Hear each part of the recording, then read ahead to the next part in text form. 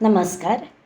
Renuka arts आयोजित अभिवाचन कथा स्पर्धामध्ये मी मानसी बोरकर सादर करत आहे माझी स्वलिखित कथा. कथेचे नाव आहे अलौकिक नाते. साहेब साहेब, कुठे आहात तुम्ही?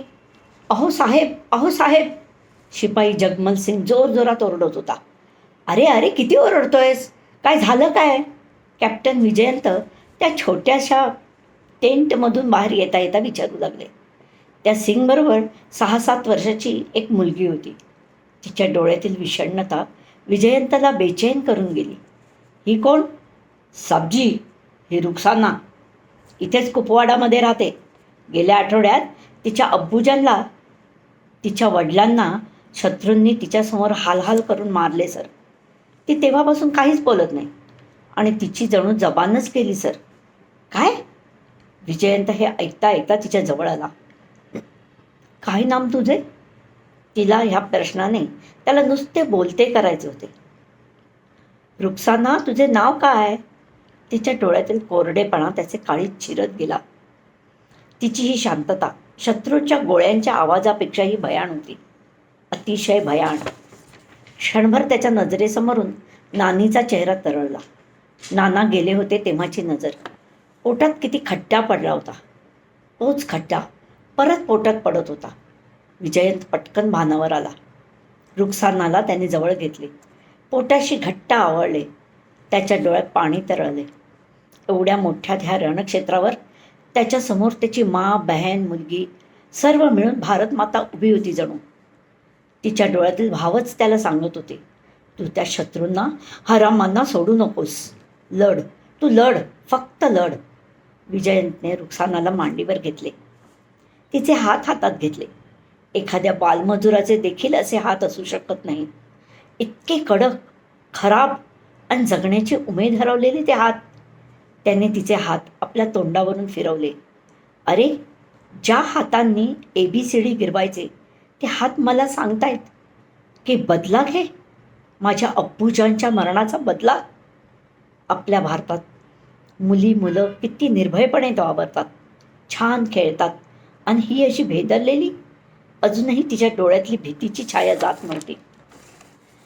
न जाणे हे पण अब्बूजांच्या मारेकऱ्यांसारखेच नाहीत ना? नन्हीची जान, कसं सहन करत असणार सर्व. विजयंतने तिला आपल्या वॉटर बॅगमधून गार पाणी दिले. तिने मागचा पुढचा विचार न करता घटाघटा सर्व पाणी संपवले. अरे सिंगजी, जाओ. माझ्या बटव्यात आतमध्ये नानीने दिलेल्या चॉकलेट्स आहेत. माने बनवलेली बिस्किटं आहेत. घेऊन येते लवकर.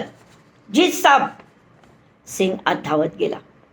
विजयंतच्या हातातील लाल पिवळ्या रंगाच्या चॉकलेट्सच्या वेष्टनांकडे रुक्साना पाहत राहिली. घे बेटा, घे. तिला आता बराच धीर आला होता. तिची मान यंत्रवत हलली आणि यंत्रमानवासारखे तिचे हात पुढे झाले. तिच्या रिकाम्या ओंजळीकडे बघताना विजयंत खंतावला. त्याने 10-12 चॉकलेट्स तिच्या रिकाम्या ओंजळीत टाकले. बेटा, तुझी ओंजळ कधीच रिकामी ठेवू नकोस. तुझ्या हातात भरपूर सामावणारे आहे. तू खूप शिक, मोठी हो. मी आहे तुझ्यासोबत. रुक्सानाने विजयंतला घट्ट मिठी मारली. ती रडत नव्हती, पण तिचे सर्व शरीर गदगदत होते, कापत होते. एवढ्या लहान वयात किती समज या पोरीला. चला, आता आमच्याबरोबर खाना कर. काय? तिने छानपैकी मान डोलवली आणि ती चॉकलेट खाण्यात मग्न झाली. हळूहळू रुक्साना विजयंतच्या सर्व ग्रुपची परिचित झाली आणि आश्चर्य म्हणजे ती चक्क हसू लागली, बोलू लागली, बागडू लागली. 1999ची ही घटना घडली कुपवाडा जिल्ह्यातील कांदी गावात, जेव्हा कारगिलचे युद्ध सुरू झाले होते. दरम्यान विजयंतने 15 दिवसातच तिला तेथीलच एका मदरसात ठेवली आणि तिच्यासाठी स्वतःच्या मिळकतीतून ₹50 प्रतिमाह पाठवण्याचे पक्के केले. शेवटपर्यंत विजयंत रुक्सानाला पैसे पाठवत होता, पण दैवापुढे कोणाचे काहीच चालत नाही. तरी रुक्सानाचे भवितव्य उज्ज्वल करण्यास जणू विजयंत, तिचा भाऊ, मुलगा, बाप सर्व काही ठरला. त्याच्या आईवडिलांना पाठवलेल्या शेवटच्या पत्रातील हा मजकूर ऐका. प्रिय पप्पा, मम्मा, बडे भाई आणि नानी, तुम्ही हे पत्र वाचत असाल तेव्हा मी अप्सरांचा पाहुणचार घेत असेल. परत जन्म घेतला तर मला परत आपल्या भारतासाठी लढाईत मरण पत्करायला नक्कीच आवडेल.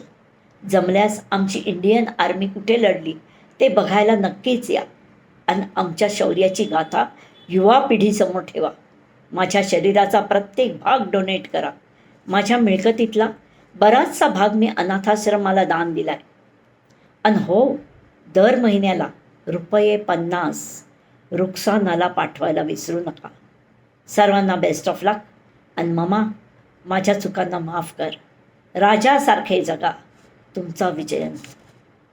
बघा, मरताना सुद्धा तो रुक्सानाला विसरला नाही. तिचीही जबाबदारी मरणोत्तरही पार पडत आहे. आता बोला, काय म्हणावे या नात्याला? नाते म्हणजे असेच असते, जे नसते तरीही असते ना. ते नाते.